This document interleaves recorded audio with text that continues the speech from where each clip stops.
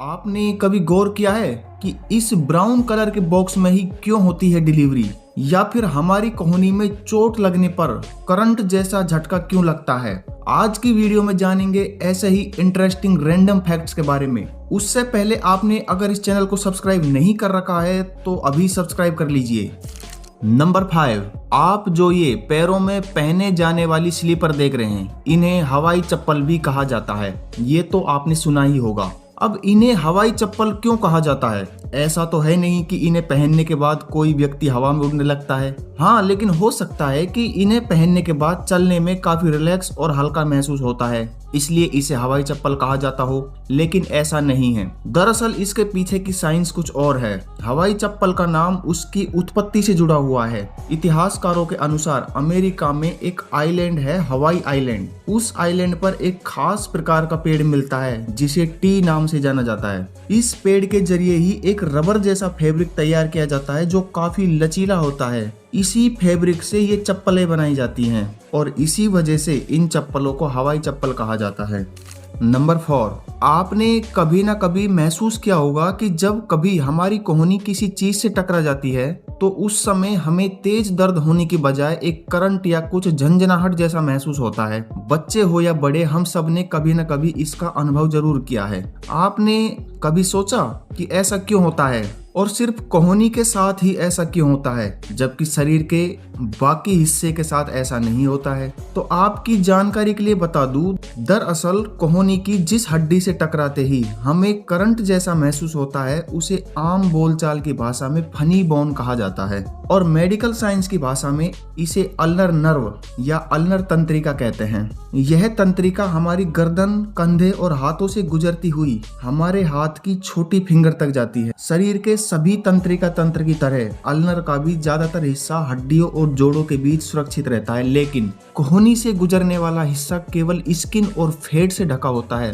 और ऐसे में ही हमारी कोहनी किसी चीज से टकराती है तो इस अल्नर तंत्रिका पर झटका लगता है और हमें करंट जैसा महसूस होता है। नंबर 3, आपने कभी नोटिस किया है कि जो हम ऑनलाइन शॉपिंग करते हैं वो हमेशा इस ब्राउन कलर के बॉक्स में ही क्यों डिलीवर होती है? दरअसल कोरियर के बॉक्स जिसमें हमारे पार्सल आते हैं वो कार्डबोर्ड यानी कि गत्ते के बने होते हैं। वही कार्डबोर्ड पूरा की पूरा नेचुरल पेपर से बना होता है। और आपकी जानकारी के लिए बता दूं कि नेचुरल पेपर का कलर हमेशा ब्राउन ही होता है। इसे सफेद बनाने के लिए एक खास प्रक्रिया से गुजारा जाता है जिसे पेपर ब्लीचिंग कहते हैं। हम नेचुरल पेपर को ही ब्लीच करके व्हाइट करते हैं ताकि हम उस पर आसानी से लिख सके। हालांकि हमें कार्डबोर्ड पर कुछ खास लिखने की आवश्यकता नहीं होती, इसलिए उसे व्हाइट करने में पैसे खर्च नहीं किए जाते हैं।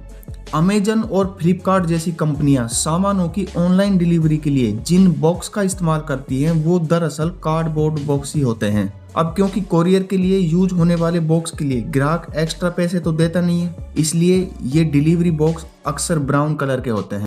नंबर 2, आपने पनीर तो कई बार खाया ही होगा। पनीर में जितना स्वाद होता है उतना ही वो गुणकारी भी होता है। आमतौर पर घरों में बनने वाले पनीर को छोड़ दे तो क्या आप जानते हैं दुनिया का सबसे महंगा पनीर कौन सा है? अगर नहीं जानते तो आपकी जानकारी के लिए बता दूं, उस पनीर की 1 किलोग्राम की कीमत एक आम आदमी के 2 से 3 महीने की सैलरी से भी अधिक है। जी हाँ, आपने ठीक सुना। दरअसल इस लग्जरी पनीर की कीमत करीब 800 से 1000 यूरो यानी लगभग 80,000 से 82,000 रुपए प्रति किलोग्राम होती है। हालांकि अब आपके मन में ये सवाल उठ रहा होगा कि इस पनीर में ऐसा क्या है जिसकी वजह से इसकी कीमत इतनी ज्यादा है।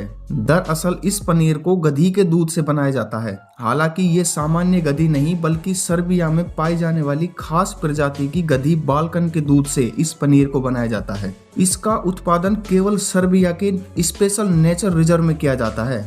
इस 1 किलोग्राम पनीर को बनाने के लिए 25 लीटर ताजे दूध की जरूरत पड़ती है। नंबर 1, साबुन जिसे आप रोजाना इस्तेमाल करते हैं, लेकिन क्या आपने कभी सोचा है कि इनका कलर चाहे कुछ भी हो, जैसे कि लाल, पीला, हरा, गुलाबी, लेकिन इनमें जो झाग निकलता है वो हमेशा सफेद ही क्यों होता है? मतलब साबुन को लगाने के बाद उसका रंग कहाँ गायब हो जाता है?